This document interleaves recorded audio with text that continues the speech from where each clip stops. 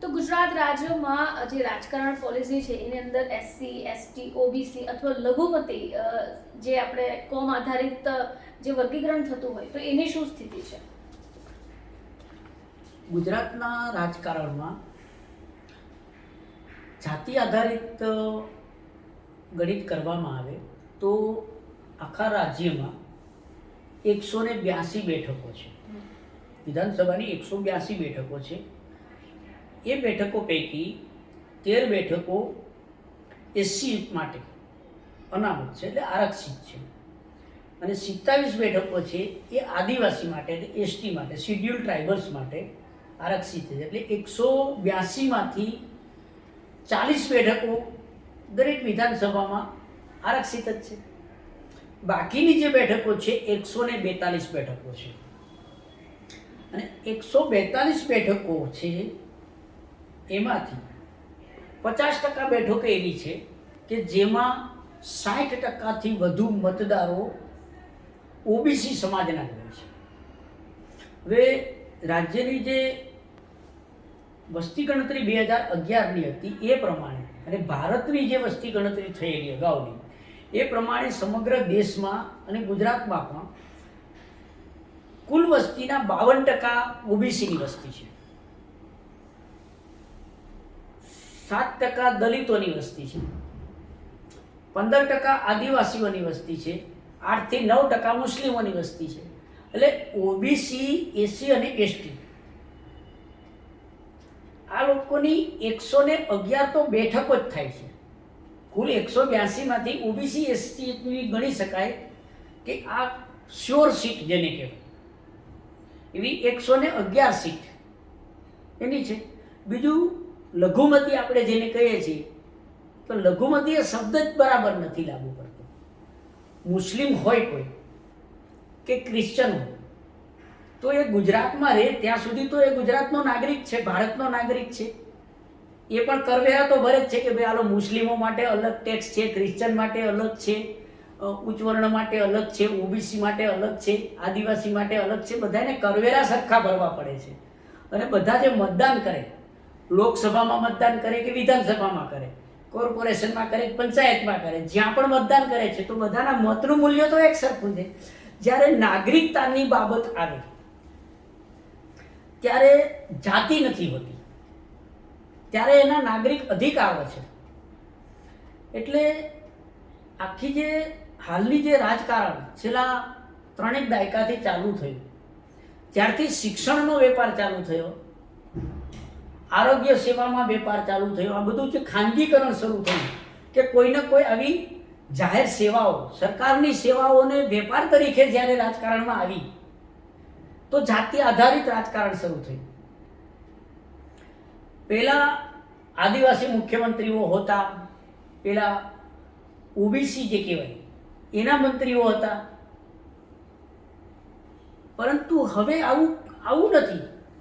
હવે સમગ્ર રાજ્ય વ્યવસ્થામાં સરકારી નોકરી હોય કે ઉદ્યોગ હોય કે લોન આપવાનો હોય કે સહકારી ક્ષેત્ર હોય કે ડેરી, એવી દરેક જગ્યાએ જ્ઞાતિ મહત્વનું છે. અને આ જ્ઞાતિવાદ ને જાતિવાદ ને કોમવાદ છે એ રાજકીય પક્ષોના સંતાનો છે, પ્રજાના નથી.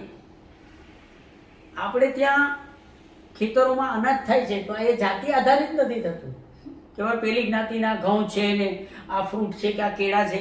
હવે મુસ્લિમોના કેળા આપણે ખાઈએ છીએ, મુસ્લિમોના ખેતરોમાંથી ઉત્પન્ન થાય છે. કે મુસ્લિમો સાથે કે દલિતો સાથે આપણે પૈસા ના પાડી દઈએ કે ભાઈ તારા પૈસા નહીં જતા, મફત લઈ જા, ભાઈ તું કંઈ પણ વસ્તુ લઈ જા પણ તારો પૈસો ના જોઈએ. કેમ એના પૈસાને હલકો નહીં કહેતા? એને 8 કલાક કે 10 કલાક કામ કરે છે આ લોકો, તો એના પરસેવાની આપણે કેમ એને એમ નથી કહેતા કે તારો પરિશ્રમ નથી જતો, જા હું જાતે કરી લઈશ.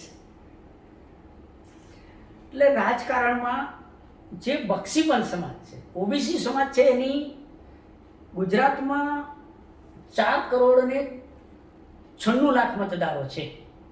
કદાચ હવે વધશે, થોડા ઘણા 1.5-2 લાખ પાછા વધશે. એમાંથી 2,60,00,000 મતદારો ખાલી ઓબીસી સમાજના છે. અને ઓબીસીની જે વસ્તી છે એમાં સૌથી વધારે ગુજરાતમાં દક્ષિણ ગુજરાત, મધ્ય ગુજરાત ને સૌરાષ્ટ્ર અને ઉત્તર ગુજરાત ને એમાં કોળી સમાજ છે. કોળી પટેલ હોય છે, કોળી માછી પટેલ હોય છે, કેડિયા કોળી, તળપદા કોળીને, ચુવાડિયા કોળીને, આ બધા ભેગા થઈને તો ગુજરાતની 40 બેઠકો એવી છે કે જે કોળી સમાજ એકલાની જ થઈ શકે. કારણ કે કોળી સમાજ અને દલિત સમાજ એ એવા સમાજો, ઓબીસીના સમાજો એવા છે કે ગમે તે મત વિસ્તારમાં જાઓ તમે એટલે એવરેજ 55 થી 60% મતદારો ઓબીસીના જ હોય. દરેક જગ્યાએ તમને એક વાણંદ મળી રહે, એક દરજી મળી રહે, એક સુથાર મળી રહે, એક લુહાર મળી રહે, આ બધા જ પરિવારો છે. તો એના પણ મતની તો કિંમત છે, એ જ ટેક્સ ભરે છે. આ જે પરિસ્થિતિ નિર્માણ થઈ છે એ એટલા માટે થઈ છે કે એક બે સમાજ છે સતત સમૃદ્ધ થાય અને બાકીના લોકો છે એની આર્થિક પરિસ્થિતિ, આજે દલિત સમાજ છે કે ઓબીસીના ઘણા પછાત સમાજો છે તો એ પશુપાલન કરે અને ખેતી કરે ને ખેતમજૂરી કરે ને અત્યારે ઓબીસીને જે એસસી સમાજ માટેની રિઝર્વ કહેવાય એવી ચોથા વર્ગની જે નોકરીઓ હતી એવી 7 લાખ નોકરીઓ છે જે આઉટસોર્સિંગ કરી નાખી 2004થી. તો આ જાતિવાદી રાજકારણમાં દલિત સમાજને છેલ્લા 21 વર્ષથી કામ કરવાનો 20% વેતન મળે.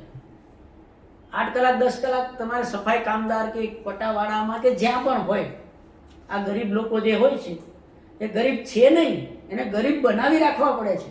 આ રાજકારણ એ પ્રકારે છે.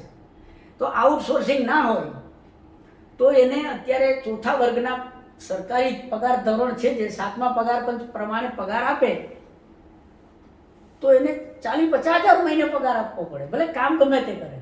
પણ સરકારી નોકરિયાતમાં તમે રાખો, રાજ્ય સેવક બનાવો તો એને બધા પગાર ભથ્થા, મેડિકલ ને વીમો બધું મળે, મકાન ભાડા મળે, ચોથા વર્ગમાં તો કપડાં મળે અને પગારે મળે.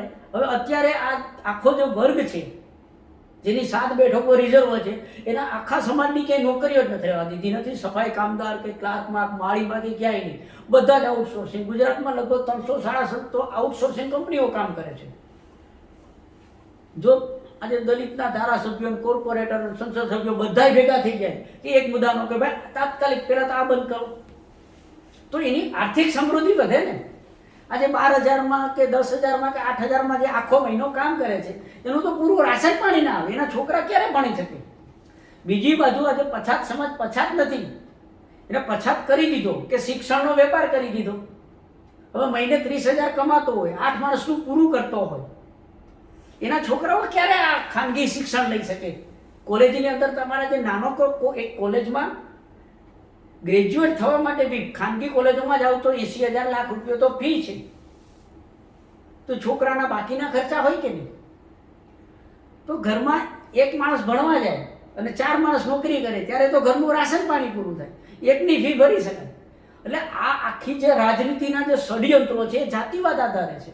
ઓબીસીની આવડી મોટી વસ્તી છે, દલિતો ઓબીસી આજે 27 બેઠકો રિઝર્વ છે, આદિવાસીની 27 બેઠકો, દલિતોની 13 બેઠકો રિઝર્વ છે, 40 બેઠકો એની છે, ઓબીસી છે 90 સીટ ઉપર બહુમતીમાં છે. તો ખાલી આદિવાસીના 15, આદિવાસીના 27 ધારાસભ્યો, દલિતોના 13 ધારાસભ્યો અને કોળી સમાજના ધારાસભ્યો ભેગા થાય, આ બધા એક બની જાય તો તમે વિચાર કરો. આ સીધું રાજકારણ, સીધી રાજનીતિ. આટલા જ લોકો, આદિવાસી, કોળી સમાજ અને દલિત સમાજ, આ લોકો એક બની જાય કે એની હાવ કોઈ પક્ષ ના જોઈએ, આપણા 3 જ લોકોએ જીતવાનું છે અને આપણી જ સરકાર જોઈએ, તો દાયકાઓ સુધી કોઈ દિવસ બીજા કોઈની સરકાર જ ના આવે, કોઈ દિવસ ના આવે. પણ બક્ષીપંચના સમાજો હોય, દલિત સમાજ છે, આદિવાસી સમાજ છે, આ બધા સમાજના લોકોના કરવેરા કેટલા થતા હશે, એના ટેક્સ કેટલા છે? બધા ટેક્સ ભરે છે ને, બધાનું મતદાન સરખું છે, પણ રાજ્યના લાભો, એના અધિકારો છે એની અંદર સમાનતા નથી. હમણાં જીપીએસસી જે છે એની અંદર કોઈ અનામત નથી લાગુ પડતી. 50% ઇન્ટરવ્યૂ લેવાના, 50% મેરિટ લેવાના, એટલે 50%માં જેને બાદ કરવા એને કરી નાખે. એટલે એમાં 50 સમાજોને પૂરા જ કરી દેવાના. તો આ ઘણા વર્ષોથી ભરતી કૌભાંડ ચાલે છે, આઉટસોર્સિંગનું ચાલે છે. ફિક્સ વેતન એટલે શું કે ફરજિયાત લાંચ લો. ફિક્સ વેતનનો અર્થ જ થયો ને. બંધારણ એમ કહે છે રાજ્યમાં અમલમાં છે કાયદા એવું કહે છે કે સમાન કામ અને સમાન વેતન. તો આજે એક માણસને 80,000 પગાર મળે છે, એની આજે નવો બેચ હોય છે, નવી ભરતી થાય છે, તો એને 25,000 પગાર મળે છે. પેલો કામ કરે કે ના કરે? તો પેલાને જેટલું પગાર શહેર વિસ્તારમાં રહેવાનું કે જ્યાં રહેતો હોય ત્યાંના ખર્ચાને વાહન આદિ મોંઘવારી પૂરો કરવા માટે ફરજિયાત એ લોકો કરપ્શન કરવાના છે. તો ઓટોમેટિકલી આખું તંત્ર ભ્રષ્ટાચારમાં જ રહે. કારણ કે પેલાની અપેક્ષા એ છે કે મહિને પૂરો કરવા માટે 5 જણા આવે કે કામ કરવાના મને થોડી રિશ્વત આપે. એટલે આજે જે મેઇન બાબત છે કે ઓબીસી, એસસી, એસટી, મુસ્લિમ કે બીજાની જે પરિસ્થિતિ છે એ પક્ષના પટ્ટા પહેરવાને કારણે છે. જો પછાત સમાજો જેને ગણીએ છીએ એ ક્યારેય કોઈ પક્ષનો ખેસ ના પહેરે, પક્ષની ગુલામી ના કરે, તો ક્યારેય એને અન્યાય ન થઈ શકે. અને ભારતનું બંધારણ નાગરિકો માટે છે, કોઈના પદ માટે નથી, કોઈના પદ માટે નથી. તો નાગરિક સમાનતા હોય છે. આજે ગુજરાતમાં જુઓ તો 1-2 સમાજ છે એ તમામ ક્ષેત્રે આગળ છે. તો 30 વર્ષની અંદર આગળ નહોતો, 30 વર્ષમાં આગળ થઈ ગયો, તો બાકીના સમાજના લોકો કેમ આગળ ન થાય? આ ગેરરીતિ થઈ ક્યાં? એની પાસે જ બધા કેમ અધિકાર? એની પાસે જ કેમ બધા લાભો? તો 30 વર્ષમાં એક વ્યક્તિની પ્રગતિ 100 ગણી થાય છે અને બાકીના લોકોની 1% પણ નથી થતી, 1 ગણી પ્રગતિ નથી થતી. એ તો વધારે અધોગતિમાં છે. હજારો કરોડો લોકો લોનો લઈને કામ ચલાવે છે, હજારો દેવું કરીને ફરે છે. રીઝન એ છે કે જાતિવાદનું રાજકારણ જે છે એ રાજકીય પક્ષો લાવે છે. જ્યાં સુધી રાજકીય પક્ષો હોય તો ઘણા એવું માને કે વિધાનસભા ચલાવવા કે સરકાર ચલાવવા રાજકીય પક્ષ હોય તો જ ચાલે. એ ગેરસમજણ છે. અપક્ષનો ધારાસભ્ય હોય ને તો પણ એ મુખ્યમંત્રી બની શકે, અપક્ષનો ધારાસભ્ય હોય તો એ અધ્યક્ષ બની શકે, અપક્ષનો ધારાસભ્ય હોય એ મંત્રી પણ બની શકે. અપક્ષ હોવું કે રાજકીય પક્ષનો ધારાસભ્ય હોવું એ બધાના કાયદા, સત્તાઓ, ફરજો, નિયમો આ બધું એક જ હોય છે. ત્યાં કંઈ બદલી ન જાય કે આ પક્ષ આવ્યો છે એટલે કાયદો આ થશે, આ વિરોધ પક્ષ આવ્યો છે કાયદો આવે છે. અત્યારે એવું જુઓ કે જે લોકો 10 વર્ષ પહેલા વિરોધ પક્ષમાં હતા એ બધા અત્યારે શાસક પક્ષમાં મંત્રી થઈને બેઠા છે. તો જે લોકો રાજકારણમાં છે, રાજકારણનો જે ઉદ્યોગ ચલાવે છે, ધ પોલિટિકલ ઇન્ડસ્ટ્રીઝ, તો પોલિટિકલ ઇન્ડસ્ટ્રીના જે ઉદ્યોગકારો છે, જે પોલિટિશિયન આપણે કહીએ છીએ, તો આ ઉદ્યોગપતિઓ જે છે, પોલિટિકલ ઉદ્યોગપતિઓ, એને પોતાને તો કોઈ પક્ષ નથી. વિરોધ પક્ષવાળા શાસક પક્ષમાં બેઠા છે ને. અત્યારે તો પરિસ્થિતિ એવી છે કે 10 વર્ષ 15 30 વર્ષ પહેલા જે પક્ષ શાસનમાં આવ્યો એના 50 ને 65% લોકો એના વિરોધ પક્ષમાંથી લઈને ચલાવે છે. તો તમામ પક્ષના કાર્યકરો છે એની સાથે લોકો કેવી છેતરપિંડી કરે છે. તો પ્રજાએ કોઈ શાસન સુધારવું હોય, સમાજ વ્યવસ્થા સુધારવી હોય, બક્ષીપંચ સમાજ હોય, એટલે કે આ ઓબીસી સમાજની 144 જ્ઞાતિઓ છે, આદિવાસીઓ છે, આ બધાનો, દલિતોનો વિકાસ નથી થઈ રહ્યો, એની આર્થિક પરિસ્થિતિ સારી નથી, સરકારી નોકરીમાં યોગ્ય ભાગીદારી મળતી નથી, સતત એની સામે અન્યાય થઈ રહ્યો છે. એ પેલા લોકો તો સત્તા ઉપર આવે છે એ જ અન્યાય કરે છે એવું નથી. સત્તા ઉપર તો પછી આવે છે. આ સમાજો, આ સમાજના મતદારો છે, એના આગેવાનો છે, એ આ લોકોના સોદા કરી નાખે છે. રાજકારણમાં આટલા ભ્રષ્ટાચાર થાય છે એનું કારણ એ છે કે જે લોકો ખેસ પહેરીને ટોપી પહેરીને ફરે છે, જે એના સમાજના સોદા કરે છે. આજે જેના 13 ધારાસભ્યો બેઠા હોય કાયમી ધોરણે, બંધારણે એને સત્તા આપી છે કે જાઓ તમે ગમે તે સ્થિતિમાં હશો, તમે ગરીબ હશો, કોઈ પક્ષમાં હશો કે ના હોય, પણ ગુજરાત વિધાનસભામાં 13 ધારાસભ્યો દલિતના અચૂક હશે, 27 ધારાસભ્યો આદિવાસીના અચૂક હશે. આ 40 ધારાસભ્યો જ્યારે એના સમાજને, એની જ્ઞાતિને, એના પરિવારને, જેનું એ લોહી છે, જેનો એ વંશ છે, એને વફાદાર રહે તો અન્યાય કોઈ ના કરી શકે. એ શક્ય નથી કોઈ સાથે અન્યાય કરવો. એ બક્ષીપંચનો આવડો સમાજ છે તો તમે ક્યારેય જોયું કે ઓબીસીનો ક્યારેય કોઈ નેતા જ નથી બન્યા, દલિતોના કોઈ નેતા નથી, આદિવાસીઓના કોઈ નેતા નથી. બધા પોતપોતાના કામ કરવા નીકળ્યા પોતપોતાનું રાજકારણ કરે છે. આ લોકો રાજકારણીઓ છે, રાજનીતિજ્ઞો નથી.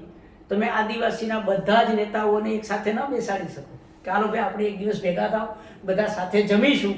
કોળી સમાજને એક સાથે ન બેસાડી શકો. ઓબીસી સમાજના આજે 52% વસ્તી છે. તો રાજ્યની બહુમતી જેની પાસે હોય એની સરકાર બને તો 52% ઓબીસી વાળા ઓબીસી ટુ ઓબીસી મતદાન કરે તો ક્યારેય બીજા કોઈ જ્ઞાતિની કોઈ સમાજની સરકાર જ ન બને, કારણ કે 52% તો ઓબીસી છે. માત્ર આપણે આ જાતિવાદનું પૃથ્થકરણ જે કરીએ છીએ એ લોકોને એવું નથી બતાવવા માંગતા કે તમે આ કરો. આ વાસ્તવિકતા છે. તો આજે બ્રહ્મ સમાજ હોય, વણિક સમાજ હોય, પાટીદાર સમાજ હોય, મુસ્લિમ સમાજ હોય, કોઈ પણ પ્રકારનો માણસ હોય, એ સમાજે એને જ્ઞાતિ કે ધર્મ છે ને એ એના ઘરની અંદરનો વિષય છે. એના દીકરા દીકરીઓને પરણાવવા અને લગ્નના વ્યવહારો કરવા અને એની માન્યતાઓને એના રિવાજોનું પાલન કરવું, એના સંબંધીઓને એના માટેનું છે. જ્યારે તમે ઘરના ઉંબરા બહાર નીકળો છો ને આંગણા ઉપર, ત્યારે તમને ભારતનું બંધારણ એ જ તમારો ધર્મ છે. દરેક નાગરિકનો ધર્મ છે ને એ ભારતનું બંધારણ છે. ભારતના બંધારણે જ એને શ્રેષ્ઠ નાગરિક બનાવ્યો છે, એને લોકશાહીનો સ્વતંત્ર નાગરિક બનાવ્યો છે. આટલું મજબૂત અને સમૃદ્ધ શક્તિશાળી બંધારણ ભારત સિવાય આ દુનિયામાં ક્યાંય નથી. એના દરેક અનુચ્છેદ ઉપર પવિત્રતા, ન્યાય, પ્રમાણિકતા, તટસ્થતા, નૈતિકતા એ દરેક અનુચ્છેદમાં હોય એવું વિશ્વમાં એક જ બંધારણ છે જે માત્ર નીતિ ન્યાય આધારિત છે. આજે આરક્ષણ આપ્યું છે, આજે અનુચ્છેદ 340 ને 39 ને 38 ને, તો એ સમાનતા માટે આપ્યું છે. બંધારણના મૂળભૂત અધિકારો છે, કલમ અનુચ્છેદ 14 છે, અનુચ્છેદ 44 છે, 21 છે, 21 ક છે, 45 છે, દીવાની અધિકારો, ન્યાયિક અધિકારો, બધામાં સમાનતા આપી છે. એ સમાનતા, મૂળભૂત અધિકારોની સમાનતાને જાળવી રાખવા માટે, એને સંતુલનમાં રાખવા માટે આ અનામતો આપી છે. અનામતો એ હંમેશા માટે નથી. સામાજિક, શૈક્ષણિક, આર્થિક પછાત હોય એવા વર્ગના લોકોને ઓબીસી કહેવાય. એવા સમાજોને, જ્ઞાતિને નહીં. શિડ્યુલ ટ્રાઇબલ એટલે જંગલોમાં જ રહેતો હોય અને કદાચ ઉચ્ચ વર્ણનો બ્રાહ્મણ હોય કે વણિક હોય કે કોઈ મોટો મહાજન હોય કે પાટીદાર હોય, એ બિચારો જંગલની વચ્ચે રહે છે જેની પાસે કશું જ નથી. તો એ નાગરિક તરીકે જ્યારે હોય છે એની પાસે કોઈ અધિકાર નથી, કોઈ ઉદ્યોગ નથી, વેપાર નથી, નોકરી નથી, શિક્ષણ નથી. એક દુર્ગમ વિસ્તારમાં આ લોકો જીવી રહ્યા છે. તો એને જ શિડ્યુલ ટ્રાઇબલ કહેવાય.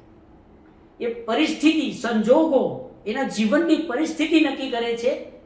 આજે દલિત એટલે એક એવું કોઈ બ્લડ નથી, એવું કોઈ શરીર નથી, પણ એ લોકો કે જે અત્યંત ગરીબીમાં છે એને તમારે તમારી સાથે લાવવાના છે. ઉચ્ચ સ્થિતિમાં એને તમારે શિક્ષણ પૂરતું આપો, એને આર્થિક સમાનતા આપો, એને વેતન પૂરું આપો. આજે 7મું પગાર પંચને સ્થાને હમણાં 8મું પગાર પંચ આવશે.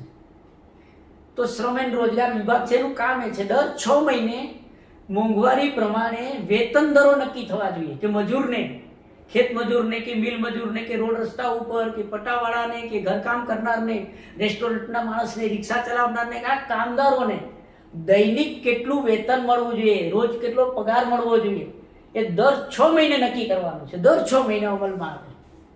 તો સરકાર તો આજે સત્તા ઉપર બેઠા છે, એ તો 40 વર્ષથી આ કામ જ નહીં કરતા. 10 વર્ષે સુધારો કરે અને એ પણ ખોટો સુધારો કરે.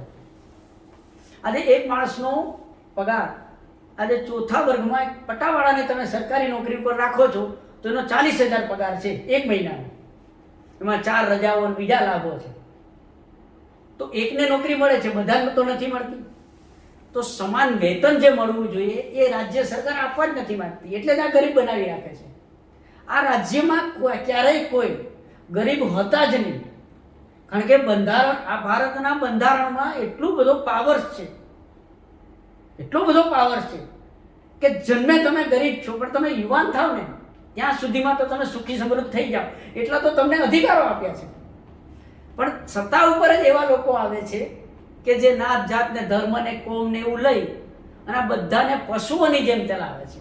આ રાજકારણીઓ ક્યારેય આ લોકોને માણસમાં ગણતા જ નથી. એક માણસ તરીકે જે આદર થવો જોઈએ પ્રજાનો એ નથી થતો. રાજકારણમાં ગણાય કે એ સજ્જન લોકો ને પવિત્ર લોકો સક્રિય સજ્જનતાની નિષ્ક્રિયતાને કારણે આ ચાલે છે. એટલે ભાઈ રાજકારણની પરિસ્થિતિ એવી થઈ ગઈ છે કે સજ્જન ને પવિત્ર પ્રમાણિક લોકો રાજકારણમાં આવે જ નહીં. એ કોઈ સારું ક્ષેત્ર નથી ગણાતું. ખરેખર રાજનીતિ છે એમાં જે કંઈ આવ્યું, પક્ષપાત આવ્યો, વાદ ને વિવાદ ને આર્થિક કારણો ને, તો આ રાજ્યમાં બધાને એક સરખી જ હવા મળે છે. કોઈને એવું છે કે આ પેલી જ્ઞાતિની હવા અલગ પ્રકારની છે. બધાનું પાણી એક સરખું, બધાને રહેવાનું સાથે છે, બધાને લગભગ અરસપરસ એકબીજાના અનાજ ખાવા છે, એકબીજા સાથે ધંધો કરવો છે, એકબીજા સાથે આજે તમારા દરેક વ્યવહારો એકબીજા સાથે થઈ રહ્યા છે. તો આ વ્યવહારોમાં જાતિ નથી, ધર્મભેદ નથી, કંઈ નથી, પૈસા ને વેપાર ને ધંધો ને આવક જાવકમાં ક્યાંય છે નહીં. રાજકારણ જ્યારથી આવે છે સમાજમાં ત્યારથી આવે છે.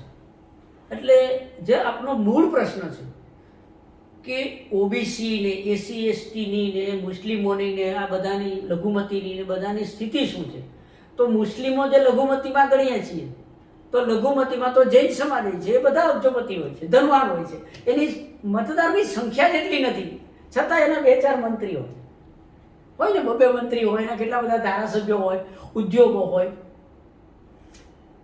એની જે રાજનીતિ છે એ કે બીજા વિકાસશીલ લોકો જે ગણાય છે તો એ પહેલા નહોતા આવ્યા.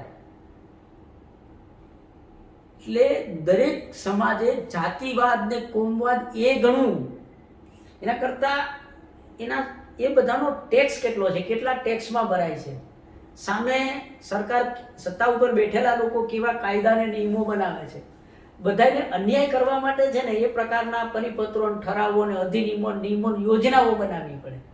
આ યોજના છે. મનરેગાનું કૌભાંડ થાય એ યોજના છે કે ગરીબના પૈસા ખાઈ જવાય. એ મનરેગાનું યોજના કે મન જે છે એનું મન જે છે, આ મનરેગા એટલે મજૂરોને રોજગાર ફરજિયાત આપવો નથી, ગ્રામ્ય વિસ્તારના મજૂરોને રોજગાર આપવાનો હતો. એ યોજના છે અને એનો એજન્ડા એ છે કે ગરીબોના નામે સમૃદ્ધ થવું. એ મનરેગા યોજના છે. આઉટસોર્સિંગ છે એ રાજ્યના પૈસા બચાવવા માટે નથી, પણ ચોથા વર્ગમાં સમગ્ર દલિત સમાજને નોકરી જ ના આપવી, એટલે એને ચોથા ભાગની જ આવક થાય, એટલે શિક્ષણ ને આર્થિક રીતે ક્યારે પ્રગતિ ન થાય. આદિવાસીના 47 ધારાસભ્યો, મંત્રીઓ બધું હોય, એના તો મુખ્યમંત્રીઓ અને કેન્દ્રીય મંત્રીઓ હોય, સંસદ સભ્યો હોય, તો આદિવાસી વિસ્તારોમાં સિંચાઈની વ્યવસ્થા કરવી, નહેરો ને ડેમ ને એગ્રીકલ્ચર ડેવલપમેન્ટ કરવું, ફળઝાડ હોર્ટિકલ્ચર કરવું. એવું જરૂરી નથી કે ત્યાં બીજી વનસ્પતિ, ત્યાં તો ઢાળવાળા ભાતના એટલા બધા પેલા છે. આ તમે અમુક આખું જે ડાંગ ને આદિવાસી ને એ બધા એકચ્યુઅલી ભારતના સ્વિટ્ઝરલેન્ડ જેવા છે. તો ત્યાં બધી ખેતી થઈ શકે. જે વરસાદ ને જે વાતાવરણ તમને આસામમાં ચાના બગીચામાં મળે છે એ તો અહીંયા ગુજરાતમાં છે. તો અહીંયા ચા વાવી શકાય, અહીંયા તમામ પ્રકારના ફળ વાવી શકાય, તમામ પ્રકારના કઠોળ, વનસ્પતિ, શાકભાજી બધું જ અહીંયા ગુજરાતમાં થઈ શકે. તો શા માટે ભાઈ આદિવાસીઓના નેતાઓ છે, આદિવાસીના આગેવાનો છે એ રાજકારણ જ કરી રાખે છે? બધા એટલે કરોડો રૂપિયાની યોજનાઓ, રાજ્યને દેશના બજેટના 15% ખર્ચ આદિવાસીમાં કરવાનો હોય છે. બધી યોજના અલગ અલગ હોય પણ ટોટલ 15-17% ખર્ચો થવો જોઈએ. તો ત્યાં તો અત્યારે લોકો આશ્રમો બનાવે છે, ત્યાં બીજી યોજનાઓ બીજા કરે છે. તો આદિવાસી સમાજ જે આપણા મૂળ નિવાસીઓ જે છે, ભારતની આર્ય સંસ્કૃતિ જે છે એ આજે પણ પ્રકૃતિ આધીન, પ્રકૃતિના કાયદાઓ પ્રમાણે ચાલે છે. ત્યાં તમને પ્રદૂષણ નહીં મળે, દૂષણો નહીં મળે. તે આ કોઈ ભ્રષ્ટાચારમાં નથી. એનો અર્થ એવો નથી કે એને વિકાસ નથી કરવાનો. એ વૃક્ષોની પૂજા કરે છે, તો એ 5-25 વૃક્ષો શું કામ? એને હજારો વૃક્ષોની પૂજા કરો. વૃક્ષારોપણમાં કરોડો રૂપિયા ખર્ચાય છે, તો કેમ ભાઈ ત્યાં નથી થતું? આદિવાસીઓ તો મહેનત વગર કશું ખાય પણ નહીં, રાત દિવસ મહેનત કરે છે. આજે દેશનું આખું જે ગુજરાતનું ઇન્ફ્રાસ્ટ્રક્ચર છે, રોડ રસ્તા ઉપર તમે જુઓ, ખેતરોમાં મજૂરી કરે છે તો એને 400 રૂપિયા આપે છે. આજે આદિવાસીઓ છે સૌરાષ્ટ્રમાં, મધ્ય ગુજરાતમાં મિલોમાં કામ કરે છે, રોડ રસ્તા ઉપર કામ કરે છે, એનું પૂરું વેતન તો અપાવી દો. આદિવાસીની અનામત બેઠકો ઉપર જે લોકો જીતે છે, સત્તા ભોગવે છે, એને પૂરું વેતન તો અપાવી દો કે 7મા પગાર પંચ પ્રમાણે ન્યૂનતમ વેતન, મિનિમમ બેઝિસ આજે 1400 થી 1500 રૂપિયા બેન પરસેવો પાડવાના છે. તડકામાં ને ખેતરમાં મજૂરી કરે છે, ખુલ્લામાં પડ્યા રહે છે છાપરા નીચે, તો એનો વિચાર નથી. આજે દલિત સમાજના લોકો હોય કે ગરીબ પછાત જે કંઈ ઓબીસીના લોકો છે કે કોઈ પણ લોકો છે, ભલે કોઈ પણ જ્ઞાતિના હોય, એ 8 કલાક 10 કલાક મજૂરી કરે છે, આઉટસોર્સિંગમાં છે, કોન્ટ્રાક્ટ ઉપર છે. આ લોકો જે કંઈ છે તો એને પૂરું વેતન જ નથી આપવાનું. એ યોજના જેવી આઉટસોર્સિંગ ને મનરેગાના અંતે ને એવું બધું, આ જ રાજકારણ છે આપણું. આ રાજકારણ માટે જ આ રાજકીય પક્ષો કરી રહ્યા છે. એટલે ઓબીસી હોય, એસસી એસટી હોય, મુસ્લિમ હોય કે આદિવાસી હોય કે ઇતર કોઈ પણ ઉચ્ચ જ્ઞાતિ ગણાતી હોય, આ લોકોએ નાગરિક અધિકારો ઉપર જ ધ્યાન આપવાનું છે કે બધાને કામ પ્રમાણે વેતન મળે, જેની જેટલી વસ્તી હોય એ પ્રમાણે પૂરતું તમામ જગ્યાએ પ્રતિનિધિત્વ મળે. અને પંચાયતો કોણ ચલાવે? આજે ગુજરાતમાં પંચાયતો ચલાવે છે કોણે? જુઓ ને, પંચાયત છે એ ગામનો ગ્રેજ્યુએટ યુવાન હોય ને એ ચલાવે. આખા ગુજરાતની અંદર 20-25 વર્ષના છોકરા હોય તો 20 વર્ષના 25 વર્ષના છોકરાઓને તમે નોકરીએ રાખી લો છો, સરકારી કામના જવાબદારી આપો છો, તો સરપંચ એ હોય એ પંચાયતના કાયદાની, પંચાયત એ જ રાજ્યની પાયાનું સચિવાલય છે. ગ્રામ પંચાયત એ પાયાનું સચિવાલય છે. સમગ્ર લોકશાહી, લોકતંત્રો, સમગ્ર ભારતના આખી લોકશાહીનો આધાર, એની ઈટ જે કહેવાય, ધ ગોલ્ડન બ્રિક્સ કહેવાય, કે જેની ઉપર ઇમારત ઊભી છે લોકશાહીની, આખું તંત્ર ઊભું છે, એ જ પંચાયત છે. તો પંચાયતની અંદર ગ્રેજ્યુએટ અને યંગ 25 વર્ષથી ઉપરનો કોઈ પંચાયતમાં હોય જ નહીં. પંચાયતમાં જ ખેતી થાય છે, આખું અનાજ પંચાયત પૂરી પાડે છે. આખા જળનું સંગ્રહ કરવો હોય તો પંચાયત કરી શકે છે. પંચાયત જે કરી શકે ને એ સચિવાલય ના કરી શકે. એટલે રાજ્યમાં જે જાતિવાદ છે, ધર્મવાદ છે, કોમવાદ છે, આ બધી બાબતો છે એ રાજકીય પક્ષોએ લાવેલી છે. પ્રજા તો એક સાથે રહે છે, બધા એક સરખા શ્વાસ લે છે, બધાને એક હવામાંથી શ્વાસ મળે, બધાને એક સરખું પાણી મળે છે, બધાના લોહીમાં બહુ જાજો ફેરફાર નથી, ગ્રુપ જુદા છે, બાકી લોહી બધાના સરખા છે. આ જ રાજ્યમાં આપણે અરસપરસ જીવીએ છીએ અને બધાની શ્રદ્ધા છે એ એક સરખી છે. આમાં બધાના ભગવાનના નામ જુદા છે પણ બધાના ઈશ્વર અલ્લાહ બધું એક છે. એટલે દરેક સમાજે પ્રગતિ કરવા માટે મહત્વની બાબત એક જ છે કે મતદાનનું ધ્યાન રાખવું પડે અને જે જ્ઞાતિ, પરિવાર, સમાજ જે છે એની જેટલી વસ્તી હોય એ જ વસ્તી પ્રમાણે એને ધારાસભામાં પ્રતિનિધિત્વ મળે.